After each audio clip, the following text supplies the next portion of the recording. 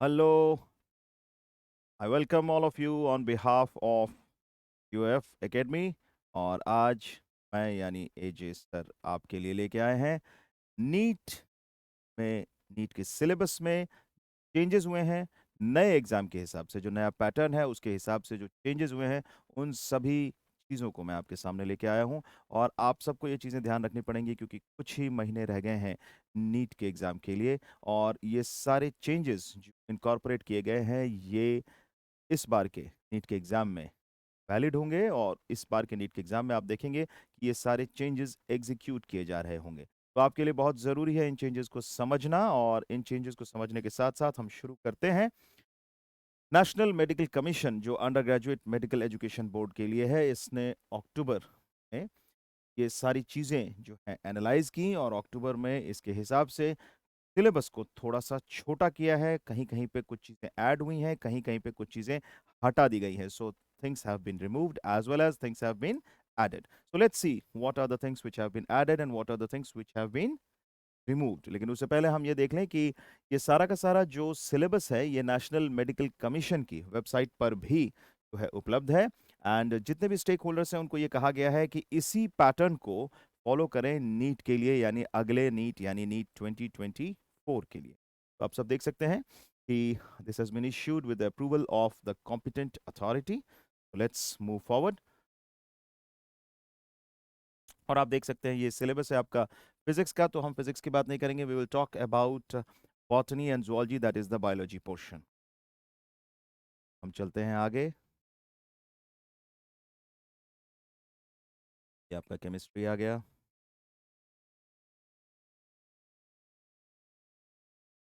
अब देखिए, so from here you can see the biology portion is there and you can easily see that biology portion starts with the first chapter and the first unit, as you know, that is the diversity in living world, जो कि पहले भी था। उसमें कुछ खास change नहीं आया, लेकिन जो आप देख सकते हैं लिविंग वर्ल्ड अभी भी जैसे का तैसा बना हुआ है।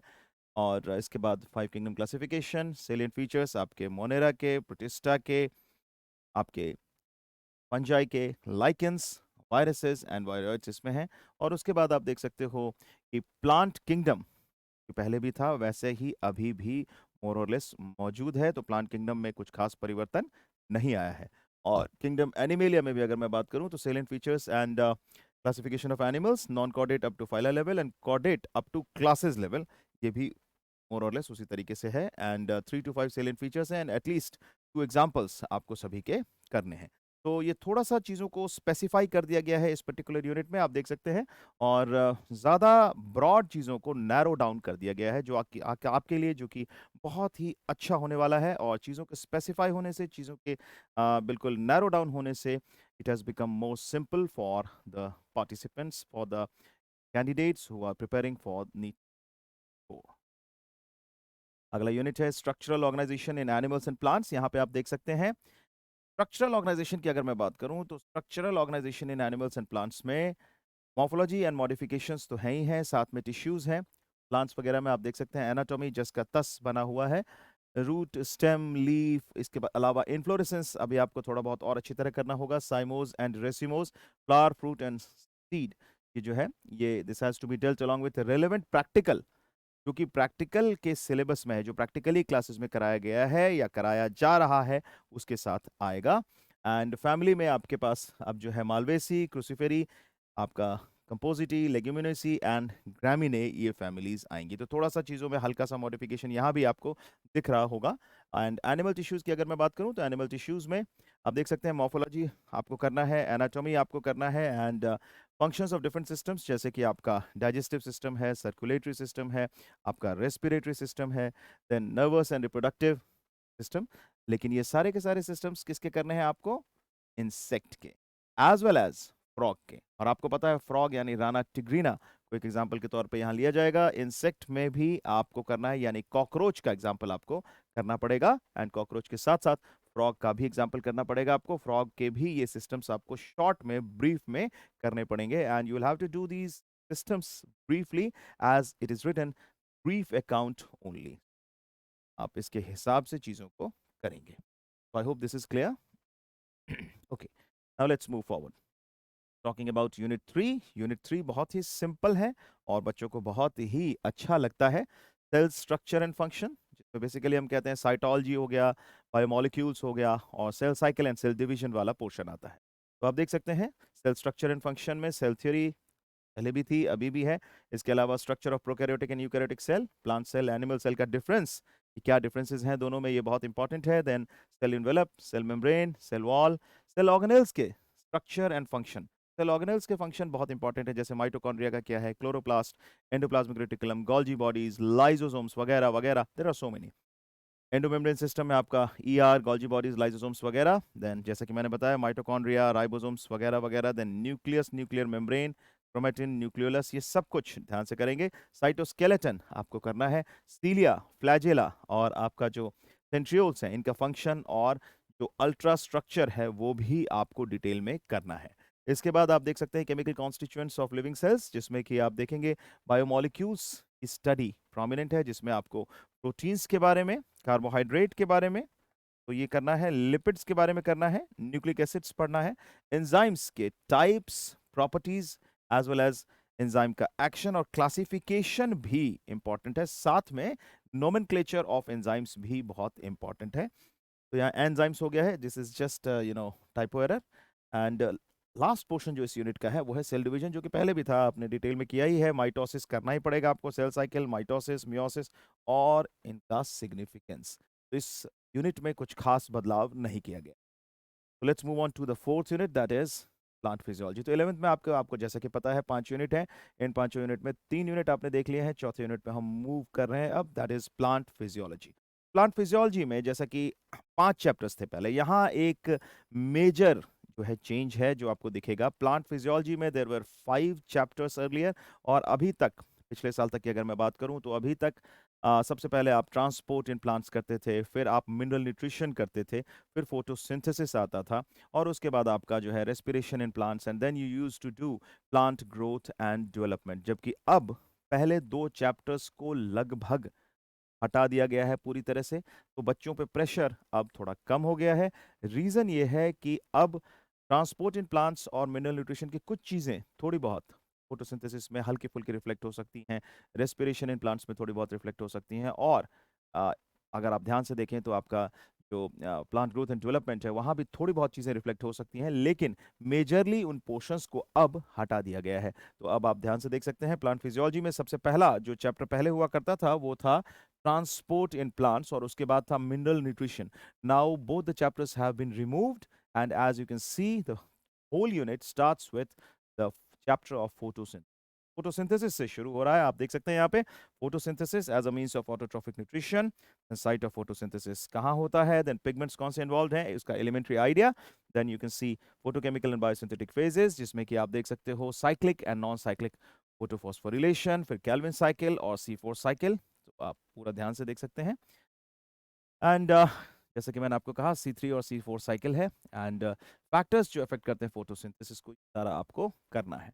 देन इसके बाद जो चीज आती है वो आती है रेस्पिरेशन इन प्लांट्स, और अगर आप ध्यान से देखें तो रेस्पिरेशन इन प्लांट्स में भी मोर और लेस कुछ खास चेंज नहीं दिखेगा आपको। एक्सचेंज गैसेस आपको ध्यान से करने हैं। सेल्यूलर रेस्पिरेशन में you need to do glycolysis और उसके बाद आपको क्रेब्स साइकिल करनी है, जिसको हम TCA साइकिल भी कहते हैं, ये आप ध्यान से देख लें। अगर रेस्पिरेशन एनारोबिक है तो उसमें आपको फर्मेंटेशन करना पड़ेगा और fermentation is very very important, वो आप पहले भी करते थे, उसका रिएक्शन भी बहुत इंपॉर्टेंट है और उसके बाई प्रोडक्ट्स क्या होते हैं ये भी बहुत इंपॉर्टेंट है। और आप इसके साथ देख सकते हैं electron transport system, then energy relations में कितने number of ATP molecules generate हुए, that is very very important. तो नंबर ऑफ ATP मॉलिक्यूल्स कितने जनरेट हो रहे हैं ये भी बहुत इंपॉर्टेंट है, ये आपको करना पड़ेगा।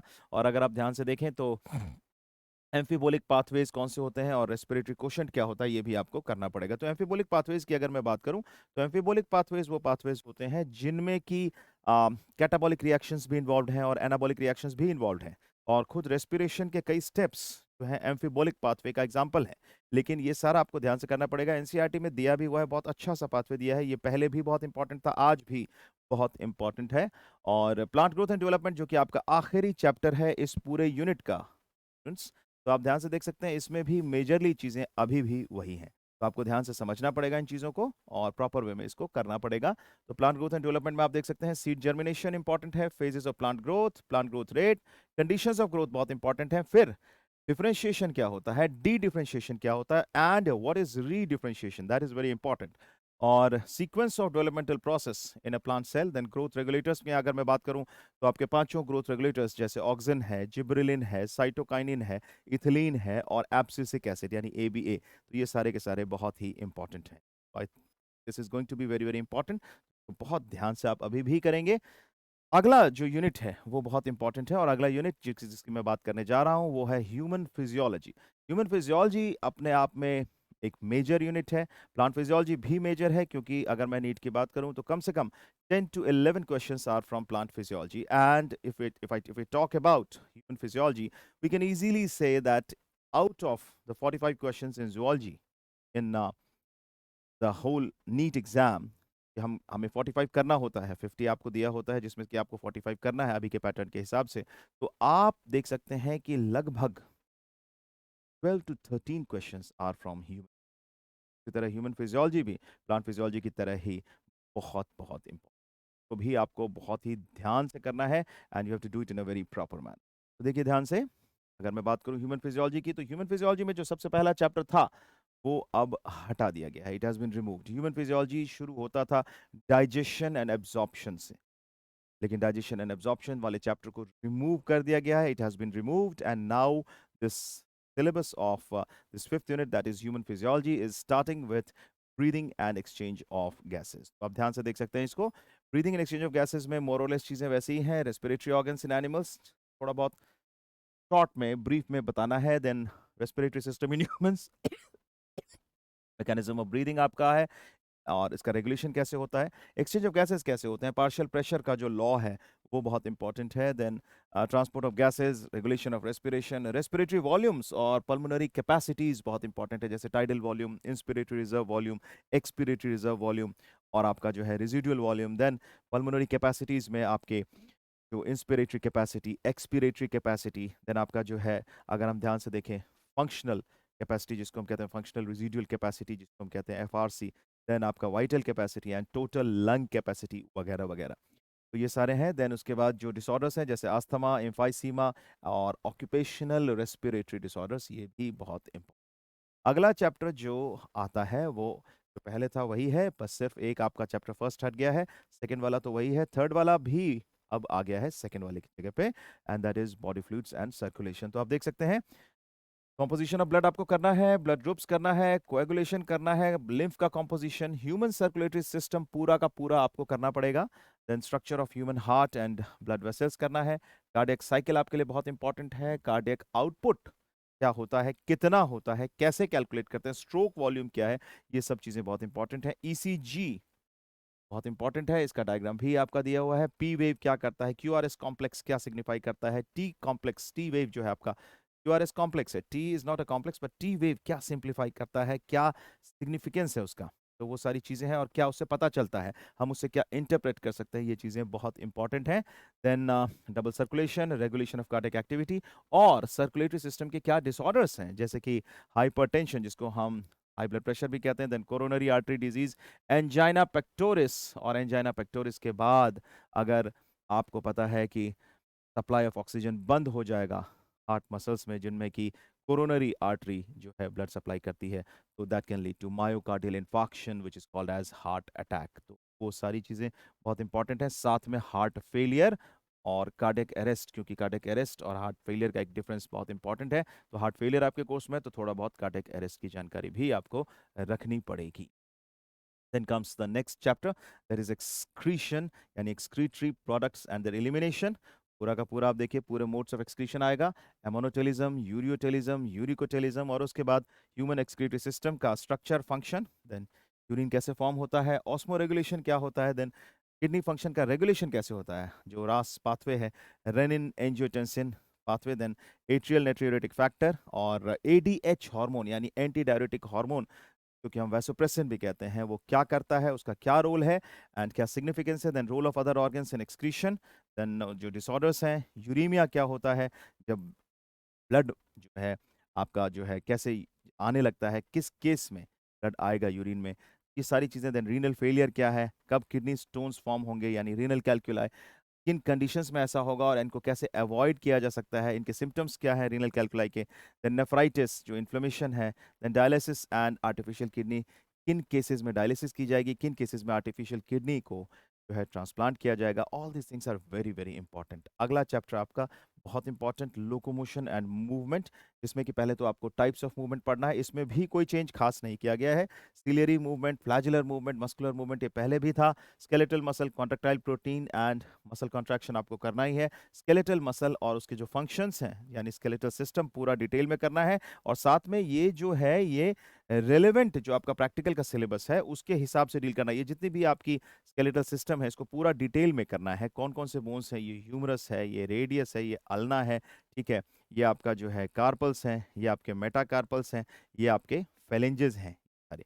तो ये जो है सारा करना है ध्यान से। इवन डिजिटल फॉर्मूला भी आपको ध्यान से करना है। तो ये सारी चीज़ें करनी है। देन आपके जॉइंट्स, देन आपका मस्कुलर एंड स्केलेटल सिस्टम के जो डिसऑर्डर्स हैं जैसे माइस्थीनिया ग्रेविस क्या है, देन मस्कुलर डिस्ट्रॉफी, और आजकल बहुत प्रोमिनेंट जो है आर्थराइटिस हो गया, ओस्टियोपोरोसिस हो गया, और गाउट या जिसको हम गाउटी आर्थराइटिस कहते हैं। ये सारा पहले की तरह इंपॉर्टेंट। इसका अगला चैप्टर भी एज इट इज है, न्यूरल कंट्रोल एंड कोऑर्डिनेशन, लेकिन उसमें थोड़ा सा चीज़ों को छोटा किया गया है। बहुत ज़्यादा डिटेल में था, चीज़ों को कम कर दिया गया है। आप देख सकते हैं सेंस ऑर्गन वाला जो पोर्शन था वो लगभग अब उड़ा दिया गया। तो आपके लिए काफ़ी चीज़ें ईजी कर दी गई हैं। आप ध्यान से देखें। न्यूरल कंट्रोल एंड कोऑर्डिनेशन की अगर मैं बात करूं तो आप देख सकते हैं न्यूरल कंट्रोल एंड कोऑर्डिनेशन में न्यूरॉन एंड नर्व्स करना है, nervous system in human central nervous system करना है, देन पेरिफेरल नर्वस सिस्टम और विसरल नर्वस सिस्टम, और उसके बाद जो इंपॉर्टेंट है वो है generation and conduction of nerve impulse. बाकी की सारी चीजें हटा दी गई हैं। तो यहाँ एक मेजर चेंज आपको दिख रहा है। इसके बाद आप देख सकते हैं केमिकल कोऑर्डिनेशन एंड रेगुलेशन, जिसमें कि आपका मोर और लेस चीज़ें वैसी ही हैं। एंडोक्राइन ग्लैंड्स एंड हार्मोन्स करना है, ह्यूमन एंडोक्राइन सिस्टम, फिर आपके जितने भी ये एंडोक्राइन ग्लैंड्स हैं उनका फंक्शन, क्या फंक्शन करते हैं, कौन से हार्मोन सिक्रीट करते हैं, उनके हाइपो सिक्रीशन से या हाइपर सिक्रीशन से कौन से डिसऑर्डर्स होते हैं, ये सब आपको करना है। तो आप देख सकते हैं हाइपोथैलेमस है, पिट्यूटरी है, पिनियल है, थायराइड, पैराथायराइड वगैरह वगैरह, gonads, then mechanism of hormone action बहुत इंपॉर्टेंट है, एलिमेंट्री आइडिया इसका, then role of hormones as messengers and regulators. और इसके अलावा जैसा कि मैंने बताया हाइपो या हाइपर एक्टिविटी से इन ग्लैंड्स जो हैं इनकी हाइपो या हाइपर एक्टिविटी से कौन से डिसऑर्डर्स होते हैं, हाइपर या हाइपो सिक्रीशन ऑफ हार्मोन से ये भी आपको करना है। सो कॉमन डिसऑर्डर्स जैसे ड्वार्फिज्म है, एक्रोमेगाली है, क्रेटिनिज्म है, ग्वाइटर है, एक्सोप्थेल्मिक ग्वाइटर है जिसमें आंखें बाहर की तरफ प्रोट्रूड आउट करती हैं, and diabetes is very important along with Addison's disease. More और लेस ये चीज़ें आपको करनी है। थोड़ा बहुत इसमें हल्का सा चेंज आया है, ज़्यादा change. So this is all about the 5 units of class 11th, और इन 5 यूनिट्स में जो भी चेंजेस हैं वो हम डिस्कस कर चुके। अब हम चलते हैं इस क्लास की या इस पूरे एपिसोड के सेकंड पार्ट में, जो कि अब हमें बतलाएगा।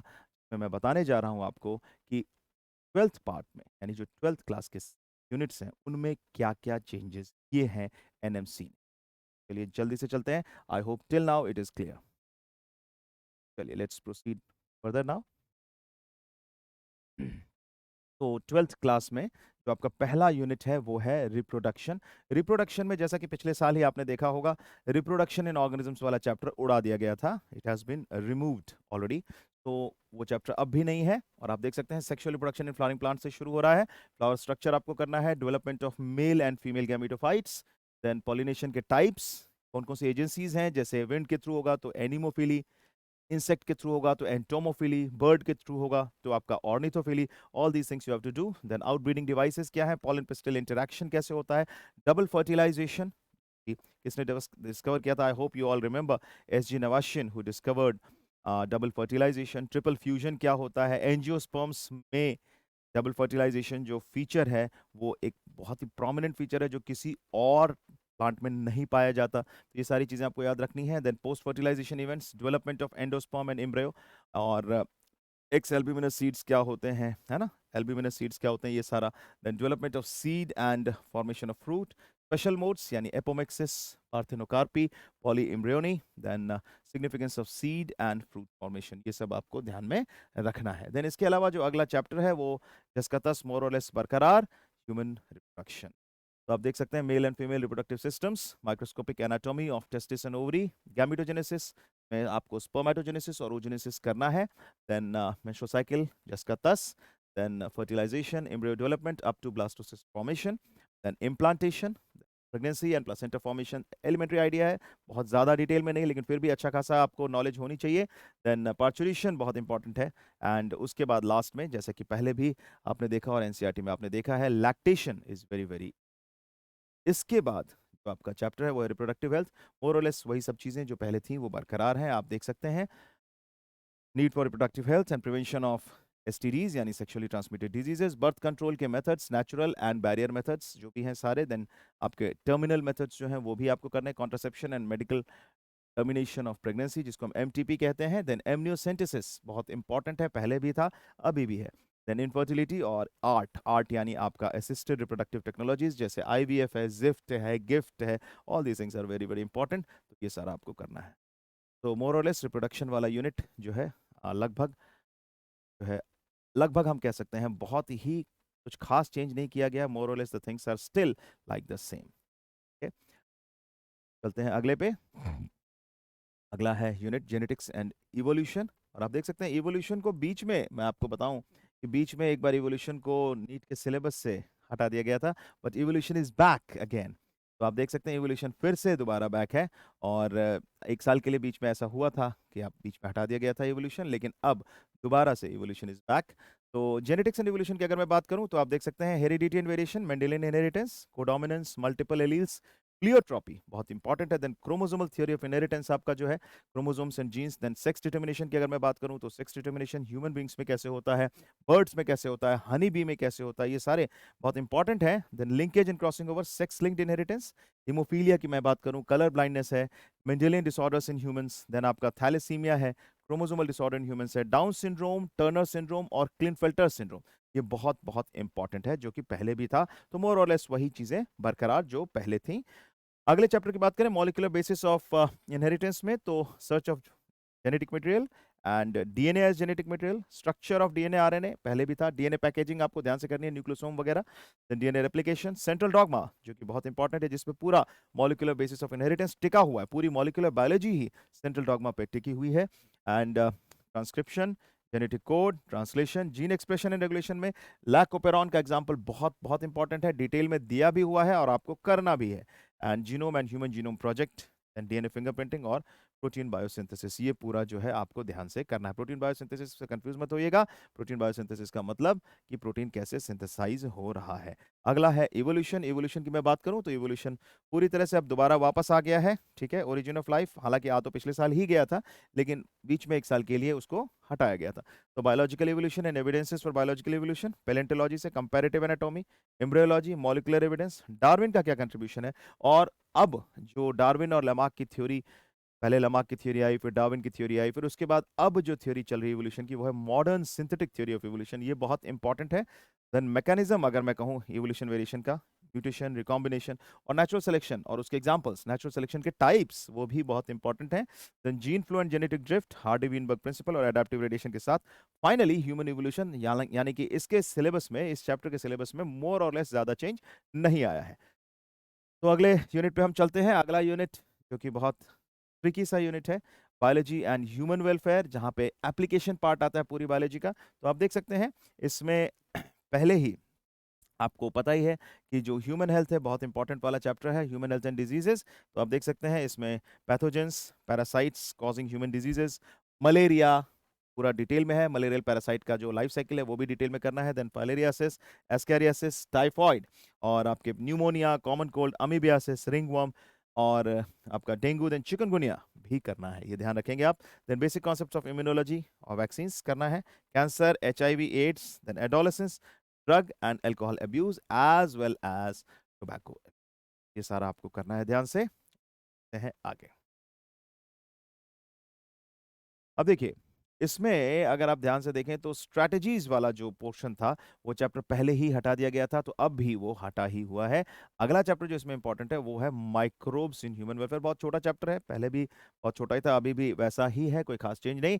हाउस होल्ड में क्या इंपॉर्टेंस है, food processing, industrial production, sewage treatment, energy generation and as bio control agents and bio fertilisers, तो ये आपको करना है। अगले यूनिट पे चलते हैं हम। अगला यूनिट है यूनिट नंबर 9 यानी बायोटेक्नोलॉजी एंड इट्स एप्लीकेशंस। यहाँ दो चैप्टर्स थे, अगर आपको ध्यान हो, दो चैप्टर्स थे, पार्ट 1 एंड पार्ट 2 करके। एक में बायोटेक्नोलॉजी का इंट्रोडक्टरी पार्ट था, दूसरे में बायोटेक्नोलॉजी के एप्लीकेशंस थे जिसमें ट्रांसजेनिक एनिमल्स वगैरह डिस्कस किया गया था। मोर और लेस चीजें अभी भी आपको वैसी ही मिलेंगी। प्रिंसिपल पहला जो आपका चैप्टर है वो है principles and process of biotechnology, जिसमें पूरा फोकस जेनेटिक इंजीनियरिंग पे है और रिकॉम्बिनेंट डीएनए टेक्नोलॉजी पे है। बाकी की जो छोटी मोटी चीजें थी वो अब आप हटा सकते हैं। And application of biotechnology in health and agriculture की बात करूं तो human insulin and vaccine production, gene therapy और आपका जेनेटिकली मॉडिफाइड ऑर्गेनिजम्स जैसे बीटी क्रॉप्स अभी भी करना है। ट्रांसजेनिक एनिमल्स पहले भी इंपॉर्टेंट थे, जैसा कि मैंने अभी थोड़ी देर पहले बताया था, और अभी भी आप देख सकते हैं ट्रांसजेनिक एनिमल्स करना है। और साथ में बायोसेफ्टी इश्यूज भी आपको करने हैं एंड बायोपायरेसी एंड पेटेंट्स के बारे में भी पढ़ना है, जैसे कि अभी तक आप पढ़ रहे थे। तो इसमें कुछ खास चेंज नहीं है। Now we move on to the last unit of this syllabus, that is unit number 10. तो यूनिट 10 आपको पता है बहुत ही थोड़ा सा जनरल सा है ये यूनिट, और इस यूनिट में बच्चों को, कुछ बच्चों को तो बहुत मजा आता है क्योंकि उन्हें लगता है कि इसमें स्कोर करना बहुत इजी है, कुछ बच्चों को थोड़ा बोरिंग लगता है। लेकिन बोरिंग नहीं फील करना है, इस यूनिट को भी उतनी ही सिंसेरिटी से करना है जैसा कि आप बाकी यूनिट्स को कर रहे हैं।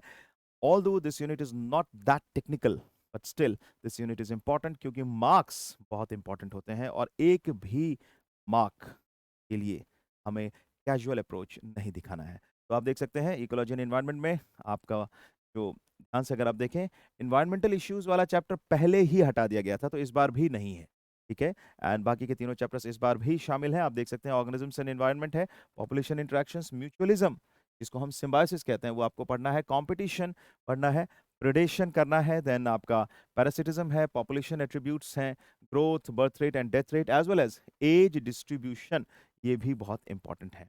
पिरामिड्स वगैरह अब भी बहुत इंपॉर्टेंट है, कौन सा पिरामिड इन्वर्टेड होगा, कौन सा नहीं होगा, वो भी आपको करना है। फिर इकोसिस्टम की मैं बात करूं तो इकोसिस्टम में पैटर्न्स हैं इंपॉर्टेंट, देन कंपोनेंट्स इंपॉर्टेंट हैं, देन आपके जो है productivity and decomposition, energy flow, pyramids of number, biomass and energy, जैसा कि मैंने अभी बताया था, वो अभी भी इंपॉर्टेंट है, लेकिन वो इकोसिस्टम वाले चैप्टर में आप पढ़ेंगे। और last but not the least, जो आपका अगला लास्ट जो फाइनल चैप्टर है इस पूरे सिलेबस का, वो भी बहुत इंपॉर्टेंट है, that is biodiversity and its conservation. तो कई बच्चे सोचते हैं कि भाई एक दो चैप्टर छोड़ दें, छोड़ना एक भी नहीं है। You have to understand the importance of doing the things consistently and doing the things in a proper manner. तो proper manner में अगर आप करते हैं तो you cannot leave even a single chapter. You have to do every chapter in a very sincere manner and in a proper manner. और ढंग से करेंगे तो देखिए, अगर आप चीज़ों को शुरू से करते हैं, ढंग से करते हैं, तो definitely you are going to win and you are going to do it in a very good way. Definitely the results are going to come your way if you do it in a proper way. So proper way has to be maintained. और आप यहाँ पे देख सकते हैं अगला chapter जो है वो है बायोडाइवर्सिटी एंड इट्स कंजर्वेशन, जिसमें कॉन्सेप्ट ऑफ बायोडाइवर्सिटी पहले भी था, अब भी है, और पैटर्न्स ऑफ बायोडाइवर्सिटी बहुत इंपॉर्टेंट है। Importance of biodiversity is there, loss of biodiversity क्यों होती है, what are the causes for loss of biodiversity, that is important. और साथ में बायोडाइवर्सिटी कंजर्वेशन जरूरी क्यों है, इंडिया में जो हॉटस्पॉट्स हैं वो कितने हैं, कौन से हैं, वर्ल्ड में कौन से कितने हॉटस्पॉट्स हैं, कौन से हैं, ये सब इंपॉर्टेंट है। इंडेंजर्ड ऑर्गेनिजम्स, एक्सटिंक्शन, जैसे हम बात करते हैं एक्सटिंक्शन की, तो जैसे ही एक्सटिंक्शन की बात होती है तो आपके दिमाग में रेड डेटा बुक जरूर आ जाता है, जहां पे vulnerable species, rare species, threatened species और एक्सटिंक्ट स्पीशीज के बारे में बताया गया है। तो वो सारी चीजें आप जरूर करके जाएं। Red data book is very very important. आज भी बायोस्फीयर रिजर्व्स बहुत इंपॉर्टेंट है, national parks and sanctuaries important है, और सेक्रेड ग्रोव्स इंपॉर्टेंट है। और इसी के साथ आपको ये भी पढ़ना पड़ेगा कि इनमें से किसको हम एक्स सीटू कंजर्वेशन में रखेंगे और किसको हम इन सीटू कंजर्वेशन में रखेंगे। तो all these things are very important, लेकिन कुछ खास चेंज इस चैप्टर में नहीं किया गया है। तो मोर और लेस ये चीजें हैं जो आपने देखी। तो कई चीजें बढ़ी हैं, कई चीजें घटी हैं। अगर मैं समराइज करूं तो आप देख सकते हैं, अगर थोड़ा सा हम बैक चलें तो आप देख सकते हैं डाइवर्सिटी और इन लिविंग वर्ल्ड में कुछ खास चेंज नहीं है, मोर और लेस चीजें वही बराबर। Structural organisation in animals and plants में भी चीजें बराबर हैं लगभग, लेकिन फ्रॉग आपको पढ़ना पड़ेगा ध्यान से, ब्रीफ अकाउंट फ्रॉग का और फ्रॉग के सिस्टम्स का आपको पढ़ना पड़ेगा। कॉकरोच पहले भी था, आप पहले भी कर रहे थे। सेल स्ट्रक्चर एंड फंक्शन में मोर और लेस चीजें वही हैं। प्लांट फिजियोलॉजी में 2 चैप्टर्स हट गए हैं, यानी आपका ट्रांसपोर्ट इन प्लांट्स और मिनरल न्यूट्रिशन वाला चैप्टर पूरी तरह से रिमूव हो गया है। और आप देख सकते हैं वो चैप्टर सब नहीं है। अब प्लांट फिजियोलॉजी की शुरुआत जो आपको करनी है वो फोटोसिंथेसिस वाले चैप्टर से करनी है।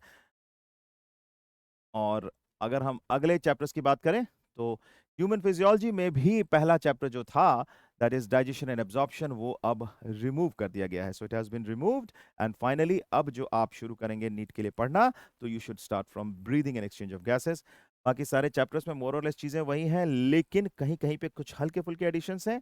आप देख सकते हैं हार्मोन्स वाले चैप्टर में आपका जो केमिकल कोऑर्डिनेशन वाला चैप्टर है, लास्ट चैप्टर ह्यूमन फिजियोलॉजी का, उसमें कुछ एडिशंस हैं जो कि आपको दिख रहे हैं। और इसके अलावा हल्के फुल्की चीजें जो है कहीं कहीं पे बड़ी हैं। बट आप देख सकते हैं न्यूरल कंट्रोल एंड कोऑर्डिनेशन वाले चैप्टर में सेंस ऑर्गन्स वाला पार्ट पूरी तरह हटा दिया गया है। It has been completely. तो आपके लिए चीजें काफी हद तक इजी कर दी गई हैं। और एक और चीज जो आपको देखना है, अगर आप देखें केमिकल कोऑर्डिनेशन में जो इंपॉर्टेंट लिखा है, diseases and disorders mentioned above to be dealt in brief, तो आप ध्यान से इसको करेंगे। और रिप्रोडक्शन की मैं बात करूं, पहले ही रिप्रोडक्शन की में वाले यूनिट में अगर आप देखें ध्यान से, तो रिप्रोडक्शन इन ऑर्गेनिजम्स वाला चैप्टर पहले ही हटा दिया गया था। तो कुछ खास चेंज आपको नहीं मिलेगा इसमें। बाकी सारी चीजें मोर और लेस वैसे ही हैं। जेनेटिक्स एंड इवोल्यूशन में इवोल्यूशन 1 साल के लिए बीच में हटा था, लेकिन वापस आ गया था, अभी भी बरकरार है। मोर और लेस चीजें अच्छी खासी अभी भी बरकरार हैं। बायोलॉजी एंड ह्यूमन वेलफेयर में आपको पता ही है, स्ट्रैटेजीज, क्रॉप स्ट्रैटेजीज वाला जो चैप्टर था, क्रॉप मैनेजमेंट से रिलेटेड, वो पूरा चैप्टर जो है पहले ही हटा दिया गया था। तो वो अब भी नहीं है और मोर और लेस चीजें बरकरार हैं। बायोटेक्नोलॉजी एंड इट्स एप्लीकेशंस में अब फर्स्ट चैप्टर में जो फोकस है जेनेटिक इंजीनियरिंग पे है पूरा। और छोटी मोटी चीजें आप देखेंगे, मोर और लेस चीजें अभी भी हैं, लेकिन थोड़ी बहुत चीजें जो हैं शॉर्ट की गई हैं। और एप्लीकेशन ऑफ बायोटेक्नोलॉजी वाला चैप्टर जस का तस मोर और लेस बरकरार है। इकोलॉजी एंड एनवायरनमेंट में पहले ही एनवायरमेंटल इश्यूज वाला चैप्टर हटा दिया गया था, और बाकी के जो चैप्टर्स हैं वो अभी भी नियरली लगभग बराबर है। कुछ छोटे मोटे टॉपिक्स जरूर हटाए गए हैं इकोसिस्टम से, लेकिन मोर और लेस चीजें अभी बराबर है। जैसे कि आप इकोसिस्टम में देखेंगे, इकोसिस्टम में अब आपका जो है साइकिल्स वगैरह जो है पूरी तरह से अब हट गई हैं। तो वो एक अच्छी चीज़ है आपके लिए, लेकिन मोर और लेस बाकी सारी चीज़ें आपको अभी भी करनी है। तो this is the crux of the whole story. This is what I wanted to tell you, that this is the syllabus for NEET 2024। अब ये आपके सामने है, और जब लक्ष्य सामने हो तो हारना नहीं है। अब सिर्फ इतना ही करके जाना है। और अगर आप इतना ढंग से करके गए, अगर आपकी प्रैक्टिस पूरी है, अगर आपकी थियोरेटिकल नॉलेज पूरी है, तो कोई आपको हरा नहीं सकता। You can easily crack NEET. Definitely my best wishes are with you.